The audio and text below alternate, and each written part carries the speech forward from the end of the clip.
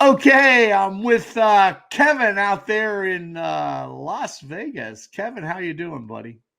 I'm doing great. Thank you. Yeah, we have our special presentation that we promised everybody right here, right now, becoming an advantage Baccarat player. And it's some great stuff here we're going to share with you.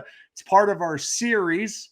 And, we're going to go ahead and give you some insightful tips on, how you can become a consistent winner. And you're the perfect person to do that out there in Vegas with all your Baccarat knowledge, Kevin. Well, Kate, I keep telling you, the people on the forum that already know this, Yeah. I'm not appealing to them because they already know this. Yes. So I'm appealing Absolutely. to all those other people that are trying to figure out, how do you do this? Yes. Okay. How do you do this? Okay. And Okay. I'm going to tell you. Here we go. Here we go. How to become an advantage Baccarat player right here from Kevin and Keith from Beat the Casino. So listen, I'm going to flip the slide here. We made some slides here. So here's the first scenario that we wanted to talk about. And, it's a scoreboard, it's a tote board, and you'll see this every once in a while, and it should be pretty obvious. But Kevin, this is kind of a banker player here. You can see what's going on. This is something you should look for. What could you tell folks about a game? You see a game like this here. Well, obviously, you see a game like that. I mean, it should be pretty obvious to you that you should be betting on the player. Yeah. It's a big disparity. They're easy to find. They're not easy to find. They don't happen all the time. But when they do, this is one of the obvious things that it's an easy win if you can jump on stuff like this. So this is the obvious thing. One of the best things to look for. Okay, let's take a look at the next slide. It's about halfway through that game there. But so here, the first statistic that we always say to watch, where it gets a little bit more challenging, is the disparity rate or the ratio between banker and player. Kevin, here we have a shoe that I'm not sure where it was played at, but it was a real shoe that one of our players put in. And you can see 24 to 35, and you can kind of see bank take off there. And at the end there, you can catch that. Go ahead. I'm sorry. Yeah. No, exactly. You kind of have. I think what you have to do, Keith, is you got to talk about the shoe change at about 20 and about 40 and about 60 hands. Yeah. But and what is very obvious here, okay, is the repeats versus opposites. Yes. Yeah. It's so strong. It's like, the player got weak with one in a rows, and then the banker started hitting repeats. And this is a thing you'll see quite a bit with the kind of a shoe change. You had those attached multiples, and then the banker took off a little bit there. And those are the things that you want to watch for, especially when it gets weak on the one side, as it did in this side here with player. You can count on banker repeating a little bit, and you want to pick up 3-4 units, So it's certainly one of the secrets of the game. And you'll see that attached multiples, and then it kind of goes to a strong side bank, kind of a shoe change. The ratio kind of changes between banker and player. And look, you can grab a couple units from that. There's 3 shoes in there. That's about 60 hands, by the way. That's a roughly 60 hands. Okay. Roughly. Okay. The first part of it, my gosh, it's like it's OTBL. Okay. Yes. Yep. The second part of it is a very strong player.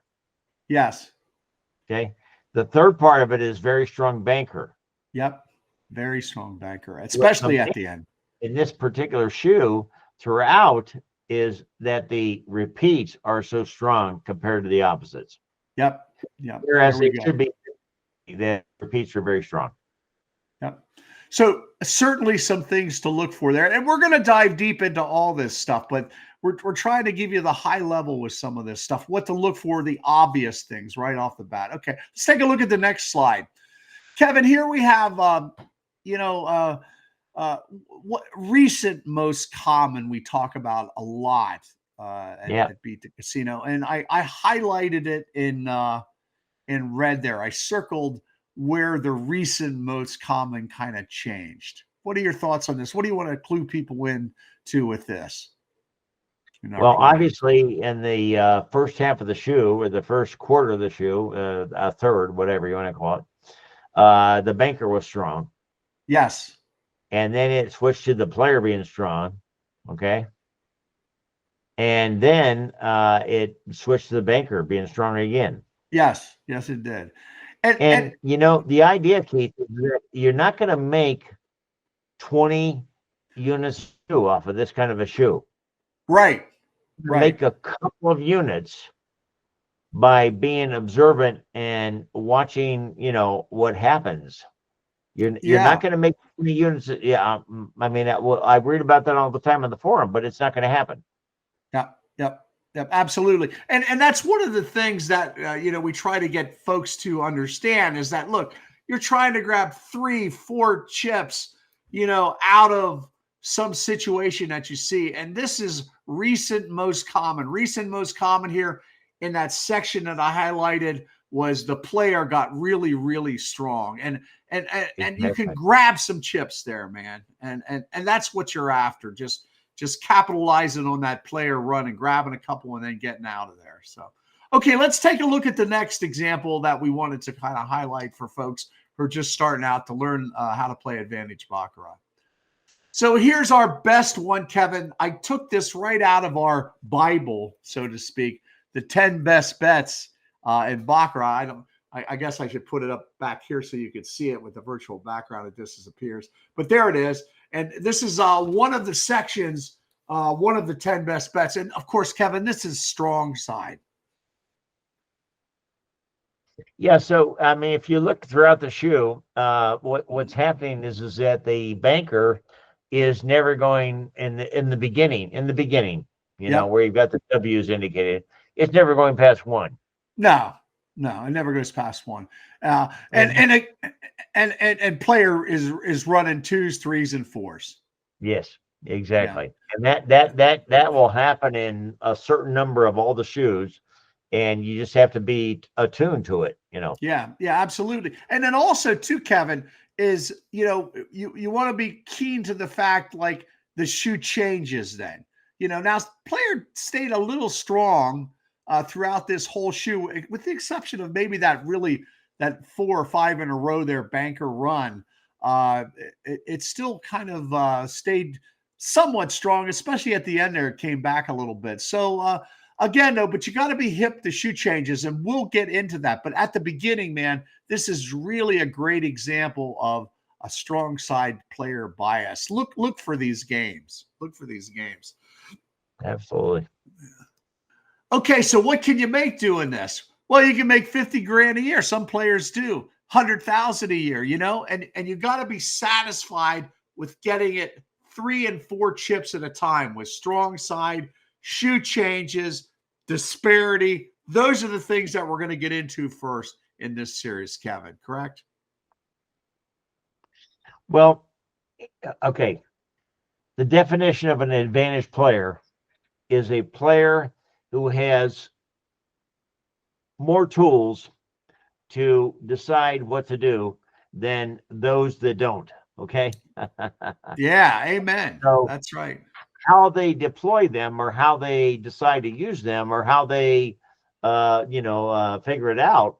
Well, that's up to the player, That's right. But what I'm saying is that you can make a really lot of money playing Baccarat, a lot of money. Okay. You really, if you have a bankroll, you won't have to work the rest of your life. Okay, Kevin. So listen, we're going to do the next series of this. This was looking at banker and player in this series and how to find the best banker and player games and that statistic. Tomorrow, it's opposites and repeats. So for those who don't know what opposites and repeats you want to subscribe and watch us tomorrow. Isn't that right, Kevin?